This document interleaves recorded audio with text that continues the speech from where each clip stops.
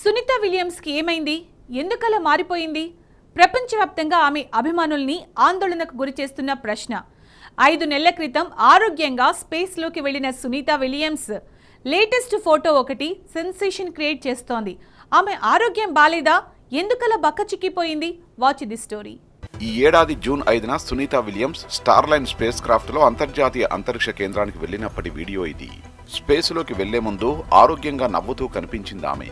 కానీ సెప్టెంబర్ 24న తీసిన ఫోటో చూడండి. ఈ ఫోటోలో సునీత విలియమ్స్ బాగా బరువు తగ్గిపోయి, బక్కచిక్కిపోయి, బుగ్గలు పీక్కుపోయి 10 ఏళ్ల వయసు పైబడినట్టుగా కనిపిస్తున్నారు. 2 ఫోటోలు పక్కపక్కన పెడితే సునీత విలియమ్సేనా అన్న డౌట్ వస్తుంది. 5 నెలల క్రితం అంతర్జాతీయ అంతరిక్ష కేంద్రానికి వెళ్లారు సునీత విలియమ్స్. షెడ్యూల్ ప్రకారం జూన్ 14నే ఆమె తిరిగి రావాల్సి ఉంది. కానీ వ్యోమనౌకలో హీలియం లీకేజీ వల్ల తిరుగు ప్రయాణం సాధ్యం కాలేదు. స్పేస్ ఎక్స్ వ్యోమనౌకలో వచ్చే ఫిబ్రవరిలో ఆమెను భూమికి తీసుకురానున్నట్లు నాసా ప్రకటించింది.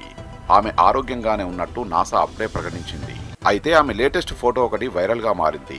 గుర్తుపట్టలేనంతగా మారిపోయిన సునీత విలియమ్స్ ను చూసి ఆందోళన వ్యక్తమవుతోంది. నానాటికి క్షీణిస్తున్న ఆమె ఆరోగ్యాన్ని బాగు చేయడానికి తీవ్ర ప్రయత్నాలు చేస్తున్నట్టు తెలుస్తోంది.